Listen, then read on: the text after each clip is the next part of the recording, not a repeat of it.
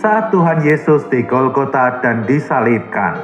Matius 27 ayat 34 menuliskan, lalu mereka memberi dia minum anggur bercampur empedu. Setelah ia mengecapnya, ia tidak mau meminumnya. Pada saat itu, hukuman salib adalah hukuman yang paling menyiksa. Karena itu, hukum pada saat itu mengizinkan untuk memberi anggur bercampur empedu kepada mereka yang disalibkan. Walaupun anggur bercampur empedu tidak sebaik anestesi dunia kedokteran hari ini, pada waktu itu hal tersebut merupakan zat yang terbaik untuk mengurangi rasa sakit pada seseorang. Saat orang lain disalib, mereka biasanya minum anggur bercampur empedu. Tetapi Tuhan Yesus menolak untuk meminumnya saat dia disalibkan.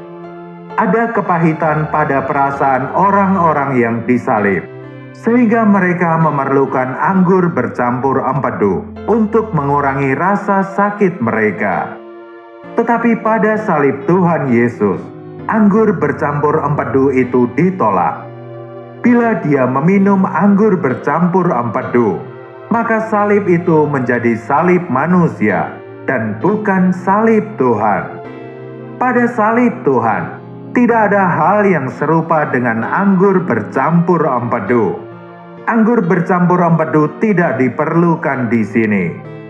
Tuhan tahu bahwa apa yang diberikan saat itu adalah anggur bercampur empedu, dan itu dapat mengurangi rasa sakitnya, tetapi dia tidak mau meminumnya. Pada orang lain, salib menimbulkan kepahitan, tetapi salib tidak menimbulkan kepahitan terhadap Tuhan Yesus. Hal itu tidak mengacu pada rasa di badannya. Tuhan tentu merasakan sakit di badannya. Orang lain mengedepankan perasaannya, sehingga mereka memerlukan anggur bercampur empedu. Tetapi Tuhan kita adalah seseorang yang selalu mengedepankan sisi rohaninya. Dia tidak dipenuhi dengan kepahitan, sehingga dia tidak perlu anggur bercampur empedu. Lukas 23 ayat 34 menuliskan, Yesus berkata, "Ya Bapa, ampunilah mereka, sebab mereka tidak tahu apa yang mereka perbuat." Dan mereka membuang undi untuk membagi pakaiannya. Inilah arti sesungguhnya dari tidak memerlukan anggur bercampur empedu. Disinilah terdapat seseorang yang menerima tuduhan palsu, menderita, dicambuk, dipermalukan, dianiaya, ditolak, dan diadili, bahkan dikutuk orang lain. Dia disiksa manusia sampai pada puncaknya. Tetapi di titik ini, dia mengangkat wajahnya dan berkata, "Ya Bapa, ampunilah mereka, sebab mereka tidak tahu apa yang mereka perbuat." Sekalipun telah menerima tuduhan palsu dan disiksa, Tuhan tidak punya kepahitan di dalam perasaannya, sehingga dia tidak memerlukan anggur bercampur empedu. Orang yang memiliki kepahitan, yang memerlukan anggur bercampur empedu, adalah orang yang tidak mau memikul salib. Banyak anak-anak Tuhan yang sepertinya memikul salib, tetapi pada kenyataannya mereka tidak memikul salib. Memikul salib tidak memerlukan penghiburan atau sukacita di luar Tuhan. Tetapi banyak orang saat memikul salib, orang-orang di sekelilingnya mengetahuinya. Raut wajah, ekspresi, dan suara mereka seakan-akan memberitahu orang lain bahwa dia sedang memikul salib. Kita harus sadar bahwa bila kabar tentang adanya salib atas diri kita tersebar keluar, hal itu bukanlah salib. Kabar yang tersiar itu adalah anggur bercampur empedu. Manusia pada umumnya cenderung mencari penghiburan dan belas kasihan orang lain saat dia berada di dalam kesulitan. Hal ini adalah salah satu masalah di tengah-tengah anak-anak Tuhan. Mereka tidak menjadikan Tuhan sebagai sukacita mereka, sehingga mereka mencari sukacita di luar Tuhan. Mereka merasa bahwa Tuhan tidak dapat memuaskan hati mereka, sehingga mereka mencari penghiburan yang di luar Tuhan. Sukacita atau penghiburan di luar Tuhan merupakan anggur bercampur empedu. Terdapat 3 reaksi yang terjadi ketika anak-anak Tuhan menemui penderitaan. Sebagian mereka bereaksi secara luaran kepada orang lain. Sebagian berpaling kepada dirinya sendiri. Dan sebagian yang lainnya berusaha menekan dan menyembunyikan perasaannya. Mereka yang bereaksi secara luaran menjadi marah kepada orang lain. Mereka membenci dan tidak dapat mengampuni orang. Sedangkan mereka yang berpaling kepada dirinya sendiri, perasaan mereka menjadi terluka dan mereka mengasihani diri sendiri. Mereka menyangka bahwa mereka sedang menderita seperti Tuhan. Sedangkan mereka yang menekan dan menyembunyikan perasaan akan menjadi pasif. Kita sering menjadi mudah marah, mengasihani diri sendiri dan menjadi pasif. Beberapa anak-anak Tuhan menyangka bahwa dengan menjadi pasif, mereka akan menang. Sedikit orang yang mengerti bahwa pasif dalam perasaan juga adalah anggur bercampur empedu.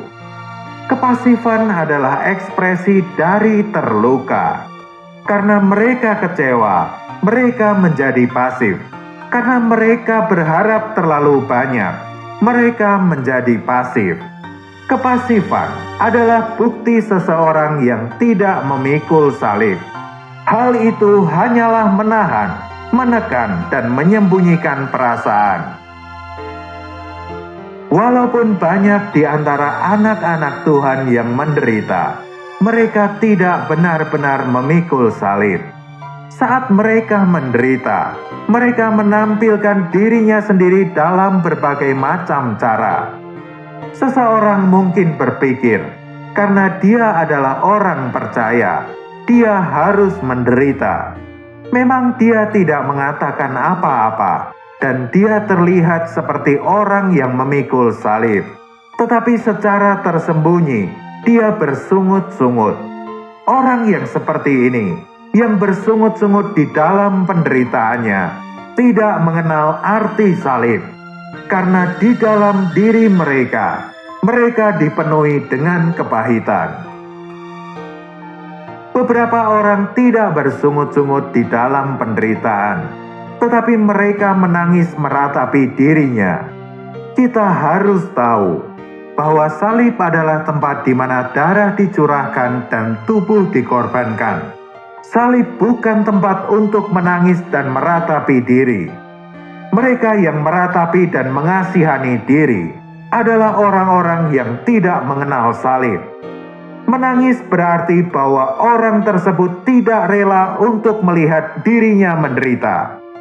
Hanya orang-orang yang berada di bawah salib yang menangis, sedangkan orang yang di atas kayu salib tidak menangis. Bila seseorang terluka setelah merasakan kepedihan atau merasa dirugikan saat harus menanggung rugi, dia belum mengerti arti dari salib. Ada orang lain yang dengan sombong menganggap dirinya seorang pemenang. Orang ini juga bukanlah orang yang menempuh penghidupan yang tersalib.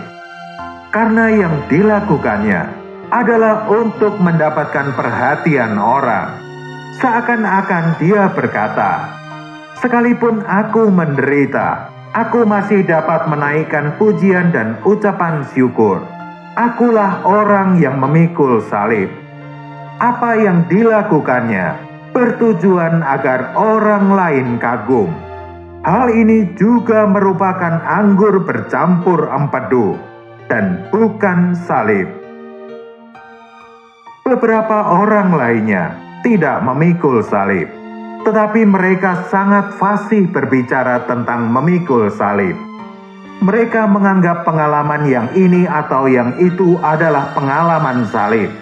Kejadian yang ini atau yang itu adalah salib yang harus ia pikul. Mereka mengharapkan belas kasihan dari orang lain. Hati mereka sedih saat orang lain tidak membelas kasihani dirinya.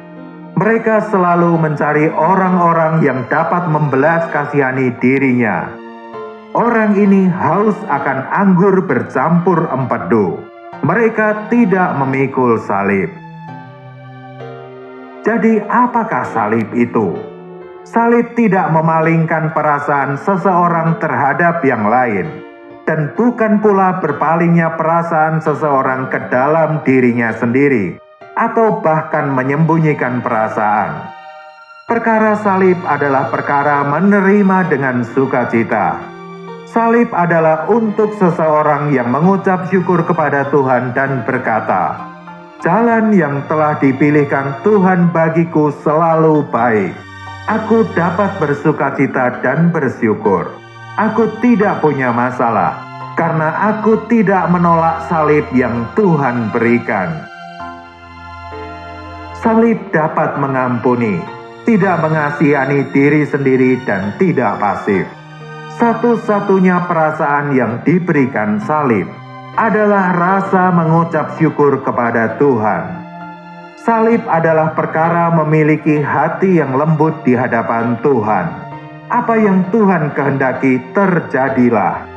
Hal ini merupakan perkara mengenal bahwa Tuhan itu Allah yang besar, dan Tuhan juga Allah Sang Kasih.